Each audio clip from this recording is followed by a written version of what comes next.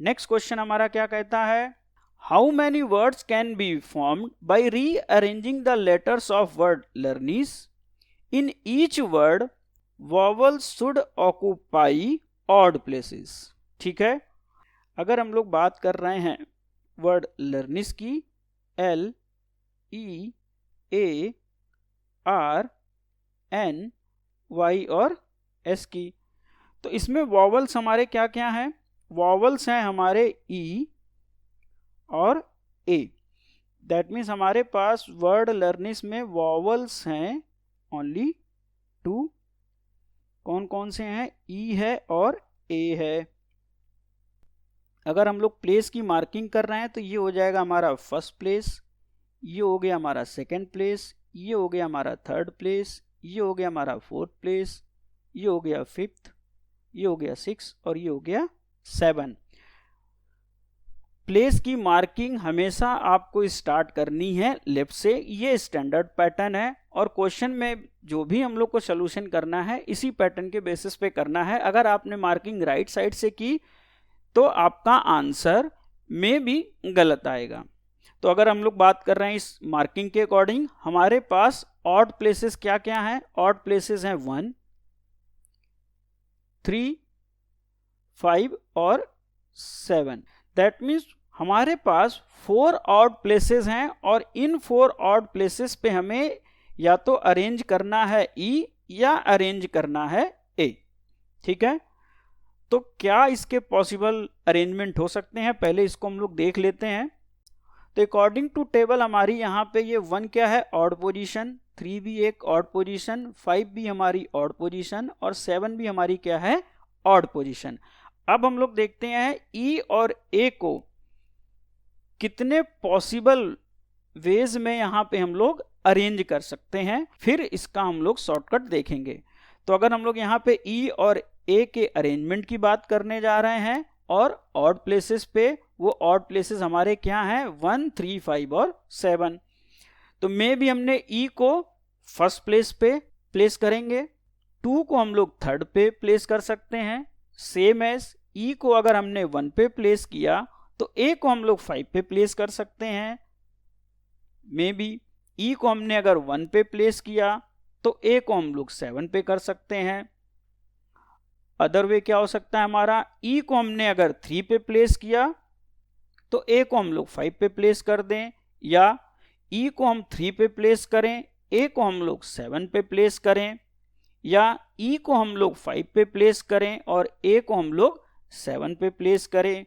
Same concept से अगर हम लोग आगे चल रहे हैं, अब हम लोग क्या करेंगे, E और A को आपस में इंटरचेंज कर दें। E की जगह A हो सकता है और A की जगह E हो सकता है। दैट मीन्स स्टार्ट कर रहा है अब हम लोग A से। A को अगर हम लोगों ने 1 पे प्लेस किया तो E को हम लोग 3 पे प्लेस कर दें। A को अगर हमने 1 पे प्लेस किया तो E को हम लोग 5 पे प्लेस कर दें। A को अगर हमने 1 पे प्लेस किया तो E को हम लोग 7 पे प्लेस कर दें। A को हम लोग 3 पे प्लेस किया तो E को हम लोग 5 पे प्लेस कर दें। A को अगर हम लोग 3 पे प्लेस कर रहे हैं तो E को हम लोग 7 पे प्लेस कर दें, या A को अगर हम लोग 5 पे प्लेस कर रहे हैं तो E को हम लोग क्या कर दें, 7 पे प्लेस कर दें। तो ये जो टेबल है ये हमें पॉसिबल अरेंजमेंट बता रही है E और A का ऑड प्लेसेस पे। अगर इसके टोटल हम लोग अरेंजमेंट देखेंगे तो ये टोटल अरेंजमेंट हमारे कितने हो जाएंगे, 12। टोटल अरेंजमेंट हमारे यहाँ पे हो गए हैं 12। ठीक है, दैट मीन्स ऑड पोजीशन पे, ऑड प्लेसेस पे E और A को हम लोग 12 तरीके से प्लेस कर सकते हैं। अब लेटर्स कितने बच रहे हैं, वॉवल्स को हटा के लेटर्स बच रहे हैं L, R, N, Y और S। दैट मीन्स बच रहे हैं 5 लेटर्स। ठीक है, 5 लेटर्स को हम लोग अरेंज कर सकते हैं कितने तरीके से, 5 फैक्टोरियल से। और E और A को हम लोग अरेंज कर सकते हैं कितने तरीके से, 12 से। अगर इसको हम लोग सॉल्व करेंगे 5 फैक्टोरियल इंटू 12 फैक्टोरियल, ये हमारा निकल के आने वाला है 1440। That means A is the correct option. अगर एग्जाम में आप इस पैटर्न को फॉलो करेंगे, लॉजिक को फॉलो करेंगे, तो ये थोड़ा सा हमारा क्या है, टाइम टेकिंग है। तो इस मेथड को हम लोग एग्जाम के पॉइंट ऑफ व्यू से अवॉइड करने जा रहे हैं। तो हम लोग इसको किस तरीके से करेंगे, हम लोग इसको करेंगे एक शॉर्टकट मेथड से। वो शॉर्टकट मेथड हमारा क्या है, इसको देख लेते हैं। तो वो शॉर्टकट मेथड हमारा क्या कहता है, हमारे पास ऑड प्लेसेस कितनी है, 4। उनमें से हम कोई 2 प्लेस पिक कर लें और वहां पे वॉबल्स को अरेंज कर दें, क्योंकि यहाँ पे वॉबल्स कितने हैं, 2। तो 4 प्लेसेस में से हमने 2 को पिक किया, ये आएगा 4C2। और E और A को आपस में हम लोग कितने तरीके से अरेंज कर सकते हैं, 2 तरीके से। E A हो सकता है या A और E हो सकता है, तो दैट मीन्स हो गया 2 फैक्टोरियल। ये हमारा यहां से निकल के आएगा, अगर इसको हम लोग सॉल्व करेंगे तो ये निकल के आ जाएगा 12। और जो रिमेनिंग लेटर्स हैं उनको हम अरेंज कर सकते हैं 5 फैक्टोरियल। सो टोटल अरेंजमेंट क्या हो जाएगा, 12 into 5 factorial which is 1440। That means A is the correct option. Next question हमारा क्या कहता है, how many words can be formed by rearranging the letters of word learnis in each word L and E should always occur together। Okay, अब इस type के question में जब भी आएगा ऑलवेज अकर टुगेदर कंडीशन में, तो पहले हम लोग करते क्या, इसको कैसे डील करना है इसको देखते हैं। सबसे पहले हम क्या करने वाले हैं, सपोज हमारे जो लर्निस के लेटर्स हैं उसको लिख लेते हैं L E A R N Y और S। इनको हमें रीअरेंज करना है अकॉर्डिंग टू क्वेश्चन। L और E क्या आने चाहिए, हमेशा एक साथ। तो जो क्वेश्चन में लेटर्स एक साथ आने चाहिए, मे बी 2 हो सकते हैं, 3 हो सकते हैं, 4 हो सकते हैं, ये क्वेश्चन के कंडीशन के अकॉर्डिंग हुआ। तो यहाँ पे L और E एक साथ आने चाहिए, इनकी हम लोग कर देंगे ग्रुपिंग, इनकी कर देंगे ग्रुपिंग। तो अब हमें बेसिकली अरेंज कितने लेटर्स करने होंगे, 1 2 3 4 5 एंड 6। तो अब हमें 7 लेटर्स अरेंज ना करके हम अरेंज करेंगे 6 लेटर्स को, जिसमें L और E है, एक ग्रुप फॉर्म कर रहे हैं, ये कंबाइंड है। इनको हम लोग अभी ट्रीट करेंगे एज ए सिंगल लेटर्स। तो 6 लेटर्स को हम लोग अरेंज कर सकते हैं विद 6 फैक्टोरियल, और L और E आपस में अरेंज हो सकते हैं 2 फैक्टोरियल।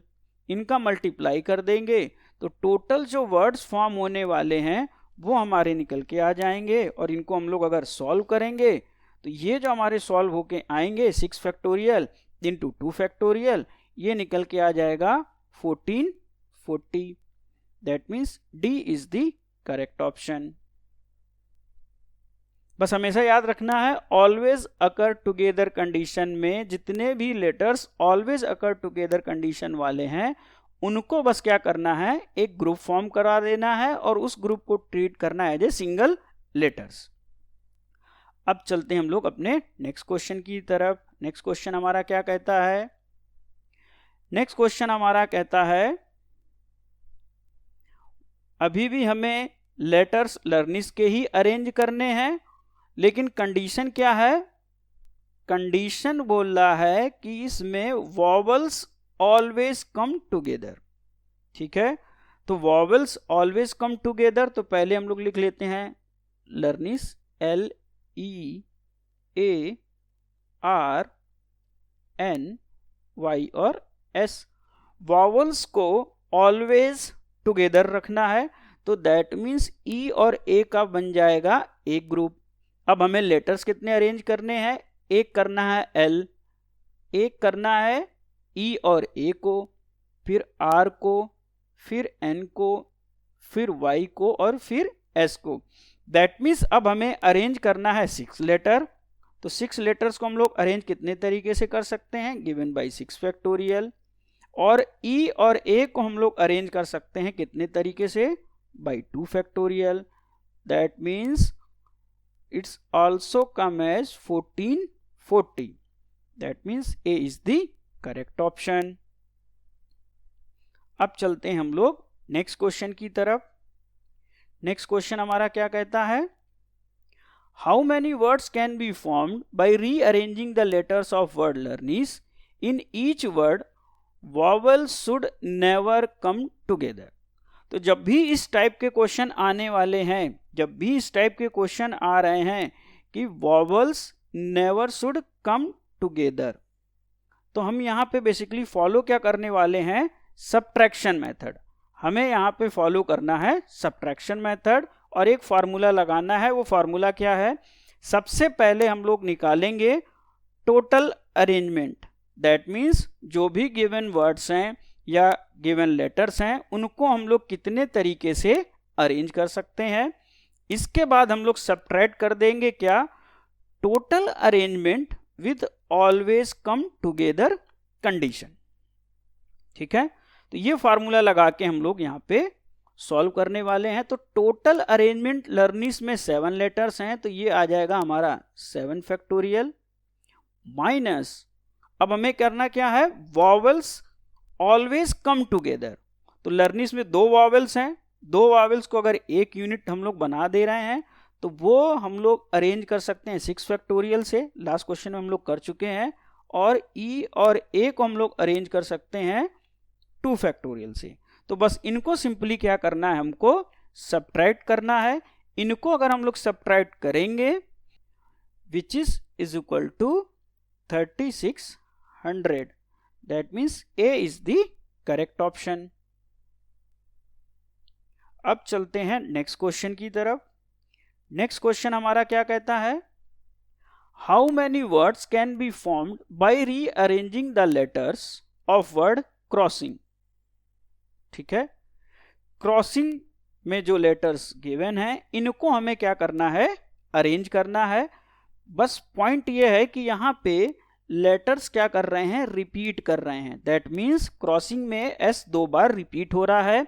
जब गिवन वर्ड में लेटर्स रिपीट हो रहे होंगे उनको कैसे टैकल करना है इसको हम लोग देख लेते हैं। तो अगर हम लोग यहाँ पे डायरेक्ट फार्मूले की बात कर रहे हैं तो पहले एक बार डायरेक्ट फार्मूला लगा देते हैं, फिर इसके कॉन्सेप्ट को देखने वाले हैं। ठीक है, तो डायरेक्ट अगर हम लोग फार्मूला लगा रहे हैं तो क्रॉसिंग में टोटल्स नंबर ऑफ लेटर्स कितने हैं वो देख लेते हैं। तो क्रॉसिंग में जो टोटल नंबर ऑफ लेटर हैं वो है